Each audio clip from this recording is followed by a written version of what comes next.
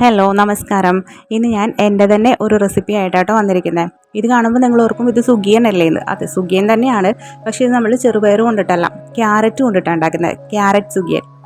നമ്മുടെ സാധാരണ ചെറുപയർ സുഗിയനല്ലേ, അതുപോലെ തന്നെ നല്ല ടേസ്റ്റി ആയിട്ടുള്ള ഒന്നാട്ടോ. ഇത് ഞാൻ ഇങ്ങനെ ചെയ്ത് വെറുതെ നോക്കിയതാണ്, പക്ഷേ ടേസ്റ്റ് ഉള്ളതുകൊണ്ടാണ് നിങ്ങളെയും കൂടി കാണിക്കാമെന്ന് വിചാരിച്ചത്. അതിനായിട്ട് ഒരു പാൻ വെച്ചിട്ടുണ്ട്. അത് ചൂടായി വരുമ്പോഴത്തേക്കും അതിലേക്ക് ഒരു 2 ടീസ്പൂൺ നെയ്യ് ഇട്ട് കൊടുത്തിട്ടുണ്ട് കേട്ടോ.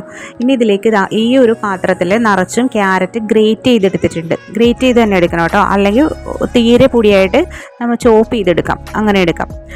എന്നിട്ട് നമ്മളിത് നന്നായിട്ട് മിക്സ് ചെയ്ത് കൊടുക്കുക. നെയ്യിൽ നന്നായിട്ട് മിക്സ് ചെയ്ത് ഒരു 2 മിനിറ്റ് മൂടി വെച്ച് സിമ്മിൽ വെച്ച് വേവിക്കണം. ക്യാരറ്റ് ഒന്ന് വെന്ത് വരണം കേട്ടോ, അല്ലെങ്കിൽ ക്യാരറ്റിൻ്റെ പച്ചച്ചോവ ഉണ്ടാവും. അതുകൊണ്ട് ക്യാരറ്റ് വെന്ത് വരണം. 2 മിനിറ്റിന് ശേഷം ഇതാ കണ്ടോ, ഇത് വെന്തിട്ടുണ്ട് കേട്ടോ. ഇപ്പം തന്നെ വെന്തിട്ടുണ്ട്. ഇത് നന്നായിട്ട് ഒന്നും കൂടെ മിക്സ് ചെയ്ത് കൊടുത്തിട്ട് ഇതിലേക്ക് നമ്മൾ അതേ പാത്രത്തിൽ തന്നെ ആ ഒരു പാത്രത്തിൽ തേങ്ങ ചിരകിയത് കൂടെ ചേർക്കുന്നുണ്ട് കേട്ടോ. തേങ്ങ ചേർത്തതിന് ശേഷം തേങ്ങയും ക്യാരറ്റും കൂടെ നന്നായിട്ട് മിക്സ് ചെയ്യണം. അതും ഒരു 2 മിനിറ്റ് നമ്മൾ മീഡിയം ഫ്ലെയിമിൽ വെച്ചിട്ട് ചെയ്താൽ മതി. പിന്നെ ഒരുപാട് അങ്ങ് ഡ്രൈ ആയി പോകുന്നു തോന്നിയാൽ മാത്രം സിമ്മിൽ വെച്ചിട്ട് ചെയ്യാം കേട്ടോ. അതുപോലെ ഇതിലേക്ക് ഏലക്കാപ്പൊടിയാണ് ഫ്ലേവറിന് എടുക്കുന്നത്. 1 ടീസ്പൂൺ നിറയെ ഏലക്കാപ്പൊടി എടുക്കുന്നുണ്ട്.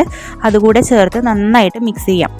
പിന്നെ ഇതിലേക്ക് 1 ടീസ്പൂൺ നെയ്യ് കൂടെ ചേർക്കുന്നുണ്ട്. നമ്മൾ ആദ്യം 1.5 ടീസ്പൂൺ ചേർത്തിട്ടുണ്ട്, വീണ്ടും 1 ടീസ്പൂൺ കൂടെ ചേർക്കുന്നുണ്ട് കേട്ടോ.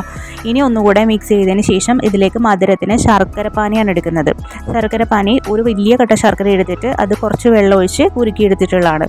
എന്നിട്ട് അത് മുഴുവനും എടുത്തിട്ടില്ല, ഈ ഒരു പാത്രം നിറയെ ശർക്കര നീര് എടുത്തിട്ടുണ്ട്. മധുരം നന്നായിട്ട് വേണം എന്നുള്ളവർ ഇത്ര തന്നെ എടുക്കുക കേട്ടോ. അല്ല മധുരം കുറച്ച് മതി എന്നാണെങ്കിൽ ഒരു 3/4 പാത്രം എടുത്താൽ മതി കേട്ടോ. എന്നിട്ട് ഇത് എല്ലാം കൂടി നന്നായിട്ട് മിക്സ് ചെയ്യുക. അത് ആ ശർക്കര പാനി നന്നായിട്ട് വറ്റണം കേട്ടോ. നന്നായിട്ട് വറ്റി ഡ്രൈ ആയിട്ട് വേണം. നമുക്ക് ഉരുട്ടാനുള്ളതല്ലേ, അപ്പോൾ വാട്ടർ കണ്ടൻറ്റ് ഉണ്ടെങ്കിൽ അത് നമുക്ക് ഉരുട്ടിയെടുക്കാൻ പറ്റില്ല. അതുകൊണ്ട് നല്ലോണം ഹൈ ഫ്ലെയിമിൽ വെച്ച് തന്നെ വറ്റിച്ചെടുത്തോളൂ കേട്ടോ. മീഡിയം ഫ്ലെയിമൊന്നും വേണ്ട, ഹൈ ഫ്ലെയിമിൽ വെച്ച് തന്നെ അത് നന്നായിട്ട് വറ്റിച്ചെടുക്കാം. ഇതൊക്കെ കണ്ടോ, ഒരു 2-3 മിനിറ്റ് കഴിഞ്ഞതിന് ശേഷം ഇതായിട്ടുണ്ട് കേട്ടോ. ഞാൻ ഹൈ ഫ്ലെയിമിൽ വെച്ച് തന്നെയാണ് വറ്റിച്ചെടുത്തത്. ഇനി അതവിടെ ഇരിക്കട്ടെ.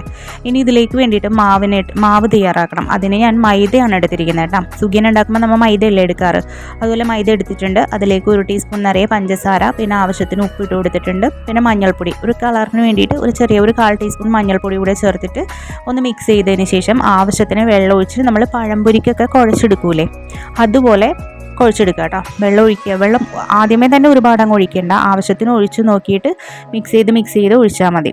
അതായത് തീരെ ലൂസായും പോകരുത്, ഒരുപാട് കട്ടിയായിട്ടും ഇരിക്കരുത്, അതിൻ്റെ ഇടയ്ക്ക് ഇരിക്കണം. നമുക്ക് ഈ ബോൾ അതിൻ്റെ ഉള്ളിൽ മുക്കുമ്പോൾ ആ മാവ് അതിൽ പിടിച്ചിരിക്കണം.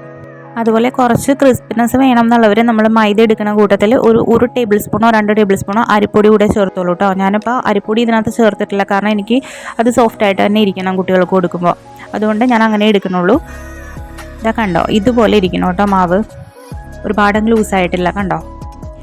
ഇനിതാ ക്യാരറ്റ് നമ്മൾ നേരത്തെ എടുത്ത് വെച്ചില്ലേ, വരട്ടി വെച്ചിട്ടില്ലേ, അതാണ് കേട്ടോ ഇത്.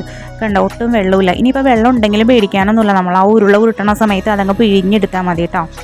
അപ്പോൾ അതിൻ്റെ വാട്ടർ കണ്ടൻറ്റ് പോയിട്ട് നമുക്കത് നന്നായിട്ട് ഉരുട്ടിയെടുക്കാൻ പറ്റും കേട്ടോ. എന്താ ഒരു പാൻ വെച്ചിട്ടുണ്ട്, ഫ്രൈ ചെയ്തെടുക്കാൻ വേണ്ടിയാണ്. ആവശ്യത്തിന് ഓയിൽ ഒഴിച്ചു കൊടുക്കുക കേട്ടോ. എന്നിട്ട് നമ്മൾ ആ വരട്ടി വെച്ചിട്ടുള്ള ക്യാരറ്റും തേങ്ങ എടുത്തിട്ട് ഉരുളകളാക്കിയിട്ട് നമ്മുടെ ആ മൈദയുടെ മാവിൽ മുക്കുക. എന്നിട്ട് അതെടുത്ത് എണ്ണയിൽ ഒഴിച്ചു കൊടുക്കുക കേട്ടോ. ഞാൻ കുഞ്ഞു ബോൾസ് ആയിട്ടാട്ടോ എടുക്കുന്നത്. നമ്മളുടെ ഇഷ്ടത്തിന് ഓരോരുത്തരുടെ ഇഷ്ടത്തിനുള്ള വലുപ്പത്തിൽ ഉരുട്ടിയെടുക്കാവേ. ഒരു 2-3 ഇട്ട് കൊടുത്താൽ മതിയായിരുന്നു കേട്ടോ. ഞാൻ ആദ്യമേ തന്നെ ഒരു 3-4 ഇട്ട് കൊടുത്തിട്ട് അതാകെ തിങ്ങിപ്പോയി.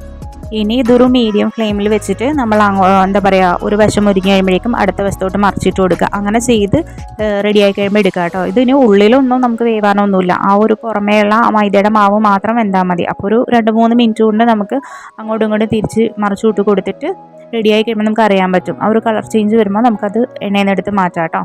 അങ്ങനെ എല്ലാം ചെയ്തെടുക്കാം. ഇതാ നമ്മുടെ ക്യാരറ്റ് സുഗിയൻ റെഡി ആയിട്ടുണ്ട്. അപ്പോൾ എല്ലാവരും ഒന്ന് ട്രൈ ചെയ്ത് നോക്കാം കേട്ടോ. കാരണം ഇത് നല്ല ടേസ്റ്റായിട്ട് ഇത് കഴിക്കാനായിട്ട്. ക്യാരറ്റ് നമ്മുടെ ഹെൽത്തിന് നല്ലതാണ്. പിന്നെ മൈദയും എണ്ണയും ഹെൽത്തിന് നല്ലതാണെന്ന് ഞാൻ പറയുന്നില്ല. പിന്നെ വല്ലപ്പോഴും ഒക്കെ നമുക്ക് ഇതുപോലെ വെറൈറ്റി ആയിട്ടുള്ള എന്തെങ്കിലുമൊക്കെ ട്രൈ ചെയ്ത് കഴിച്ച് നോക്കാം.